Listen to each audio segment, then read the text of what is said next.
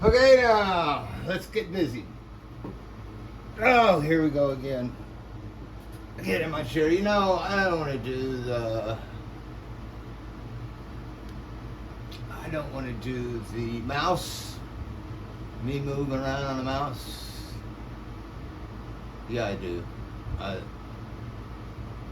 I'm not sure, but I just pulled the top right off of my pointer, which happens all the time. But I'm trying here to get ready. I'm leaving my air conditioner on, like it or not. Pointer's nice. Pointer's nice. So let's get right. This is my oil mineral rights files. Yesterday I went over this folder here that says City Blue. That City Blue is where I get color copies on vellum to put in the family Bible. Email downloads. Who knows what I got? And I'm not sure what I got in there. Oh, I got the same thing as what's right here, I think, which is an application for, it's an affidavit request. It's an affidavit for airship.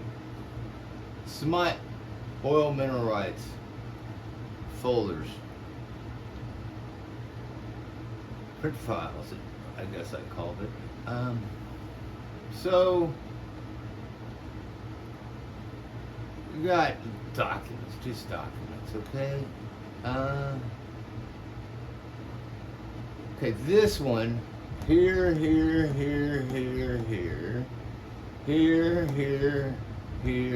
and here is a pooling order. Pooling order. That's where an oil company knows there's oil on the ground and they're going to come and get it no matter what. Whether you write the lease with them or you write, if you make an agreement with the state, they're coming to get the oil. So, and it has a list. It has, a description and different offerings of different leases with different bonuses to start with and different royalties to end with, which changes the value of your property. Okay, pooling order. That's a pooling order. Okay, so down here, and here, this is a list of all of the people's properties in this pooling order that have a lease now, whether it be a forced lease or not forced lease. One of the different options, this one or that one or this one or that one, got 6 different options for payout. This are all people that they have a lease with, and they're sending checks to if they know where those people are at. Okay? Some of these people, they don't even know what their address is. They just know they've got a mineral rights deed that's on the land that they want to suck oil out of. These wells can be a couple miles in diameter. So they cover a lot of land and they send a lot of checks to a lot of different people. So what I'm looking at is Sylvia. And a lot of the I'm looking at, it's on this pooling order, but the deeds that were the original deeds were they Sylvia's or were they Lotus? Were they my grandma's or were they my great grandma's? And then I'd like to try and figure out where they came from there. So this is what I'm looking for. That's what I'm doing here. So I'm going to show you I just explained what that is. I mean, if you want to see them, here's one. That's page 2. We don't want page 2. We want page 1 just to show you what it is. This is page 1.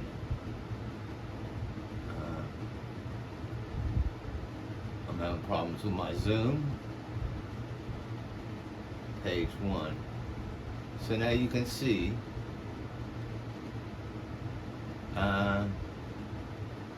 this company.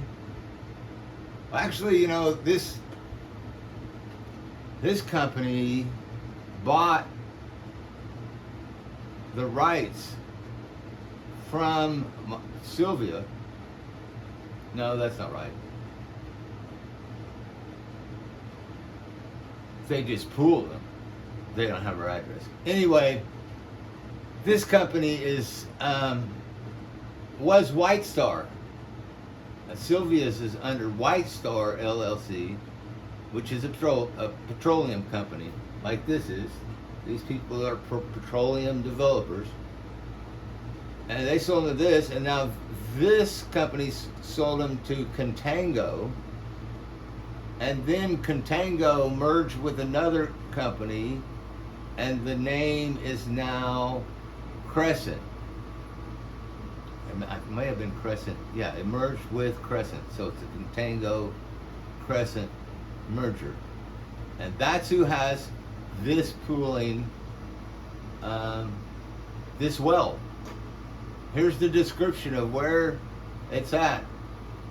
And you can go look at it. It's a, you know, got a building, bunch of pipes and stuff, and it's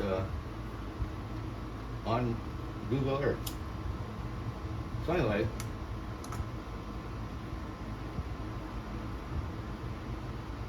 this is what a pooling order looks like.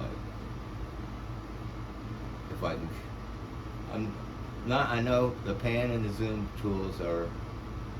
So see, they're all gonna, notices have been sent out, they're meeting in court. They don't have any addendums, and relief granted. Okay, that's the first page. Now I want to go to, I could show you these other pages, like this page. These are just different options for what, if they know you or they don't know you, they're still offering you these options. Would you like to do option number C? Would you like a lease with option number D? These are different lease options. Because you can get more up front and less in the long run, or you could get less in the long run and you get more up front. That is going to make the value of the property change. If you took all the money out in the first, of course, the property is not going to be very valuable. And if you taking the money out in the last, then the property is going to, the value of your property is going to be greater.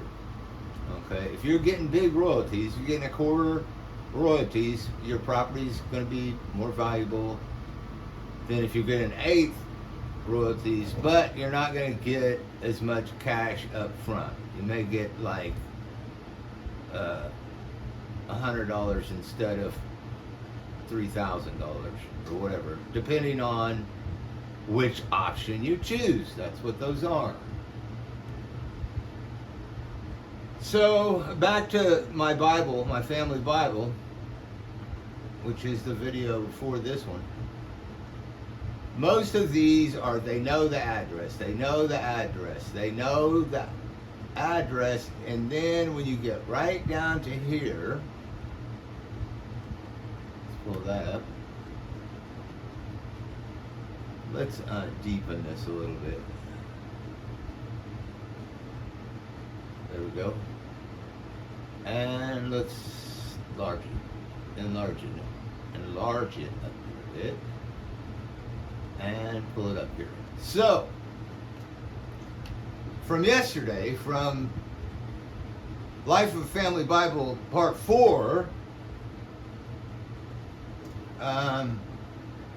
we had a person named Loda L. Baker, and we had a person named J.W. Baker. I'm not sure if we had Joe Carmichael. He's my dad, and he's deceased. Loda Baker also deceased. Here's Ann Orr. No, I'm not sure if that's Ann Orr. No, I don't think that's Ann Orr. I'm not sure if I know that person. Anyway, I do, J.W., that's my great-grandpa. And so that's Sylvia's husband. That's my grandpa, Sylvia's husband. That's my grandpa. Great-grandpa. No, that's my grandpa. Great-grandpa. Look, I'm not going to go back to trying to figure out that. J.W. Baker was Sylvia's father. So anyway, here's Sylvia Carmichael. My last name is Carmichael. Here's Sylvia Carmichael. Her last name was Baker, Sylvia Baker, before she got married. She is deceased. That's funny. She's deceased, but her mom is not deceased. Ora A. Smith. That's my Aunt Ora. Jack. I've known Jack. Over to Jack's house so many times because he lived here in Wichita. And he was out of 12 children, he was the youngest. Okay? So Jack's deceased now. And these are respondents with unknown address. So the company that is pulling the oil out of Sylvia's mineral rights doesn't know her address. So how can they be sending her checks? Okay? So where are the checks going? That's what I'm trying to figure out, and I want to get this situated to where it's transferred from my grandma to me, and that they do know the address on this, but this company does not still hold this lease. They've sold it. Crescent owns it now. So I gotta go find Crescent, I guess. I don't know. I'm a rookie at this. I've never done this before. So that's the pooling order that I'm looking at. This page here is respondents with unknown addresses. This is more people with unknown addresses. None of those are my relatives.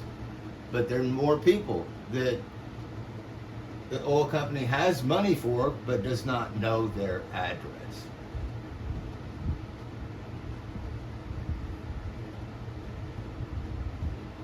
And they're weird. They've got post office boxes and addresses. Last known address, but that does not mean it's their address now. Okay, so anyway, I guess I'm just going to leave it there on the pooling. On the pooling order.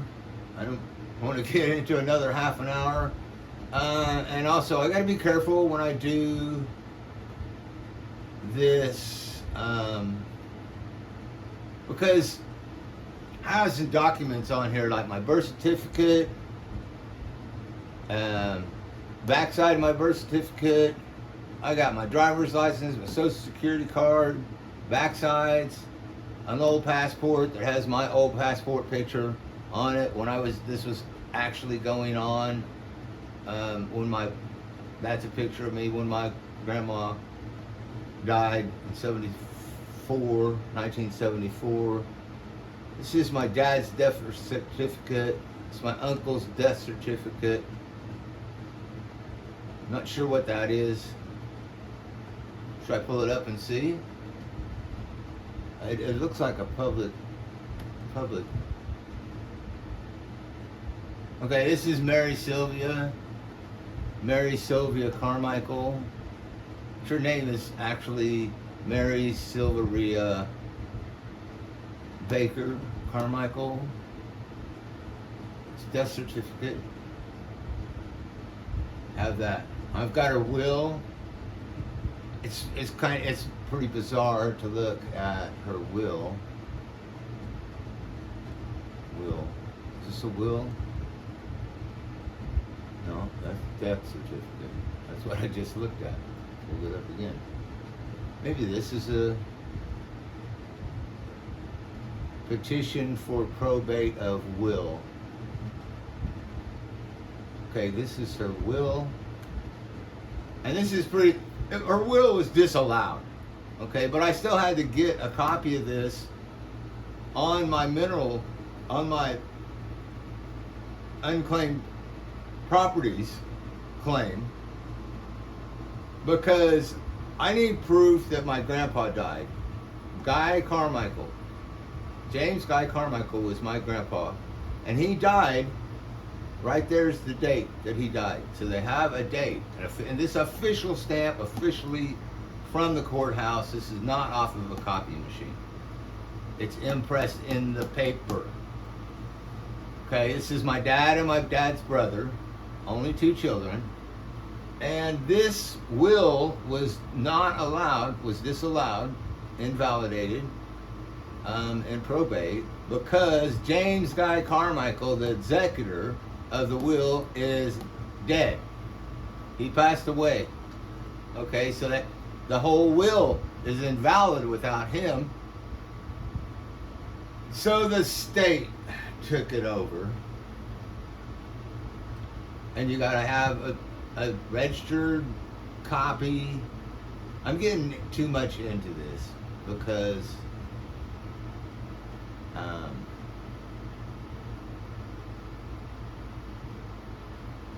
I'm not sure where my state copy.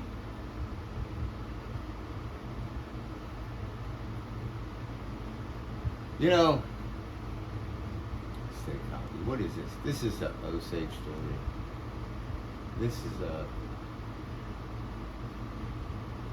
notarized. This is a notarized claim.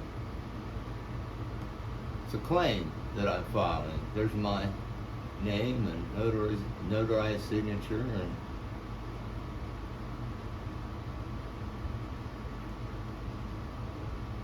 anyway, these ones that say unofficial. Let me see where I'm at. Okay, I could go this way. See, I don't want to be bringing up my driver's license and stuff in this. It's a warranty deed of some property. See, here's a mineral deed. These mineral deeds, they come from, they're 1957, they come from Lotus.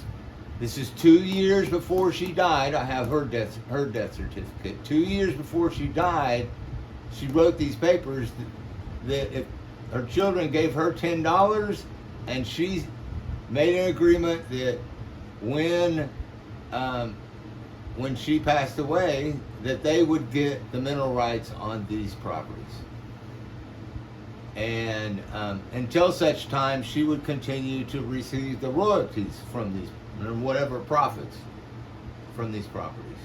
Pretty sure these are deeds that are now in Crescent Petroleum. And she did 2 or 3 or 4 of them. I haven't even counted them yet. But this one will be like the same thing, except different properties. And I've got a few of them here, you know. Is that what this is? That's what this is, but I was being sloppy. Here's the top of it, mineral deed. And again, it's the same. It's my great grandma Loda taking $10 and leaving this one. And I think all of these have been swallowed up into the Contango Crescent mess. So that's what I've been up to. That's what I am up to. I don't think I need to show any more of this, except for here is the well, or at least this is the section.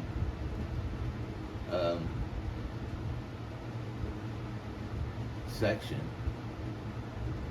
There's a well right there, but it could be getting, our property's way down here. There's nothing down there, so it's a horizontal well. Could go out there to who knows where. This is where my grandpa lived in Stillwater. His house was right here. His garage or carport was over here, and back here was this was his orchard where we used to shoot bow and arrows at Rotten Fruit. Rotten Fruit. There's just lots of these mineral deeds. So I gotta go and then last night, talking to my daughter, she started telling me about the ones that are in Pawnee County. These are Payne County. And so we got more of them. And my dad's actually name starts popping up as somebody who has something, I don't know. But more of these from a different county coming in line. And there could be more. I don't know. So that's what I've been up to. Dealing with the black gold. I just haven't had time to deal with the silver. I'm kind of burnt on silver anyway. Just got kind of burnt out on it. Need something else to study. It's like, dude, I know all about. I just keep hearing the same old thing about silver. So now mineral rights. Oh wow, a whole bunch of new stuff. But now I'm almost getting to the place where every mineral rights video that I watch, I'm hearing the same thing as I've already learned that. So, but none of them have got me all the way to the money. So, you got to keep on watching until they show you the money. Oh, that's crap. That's not the camera stop button. This is stop right here.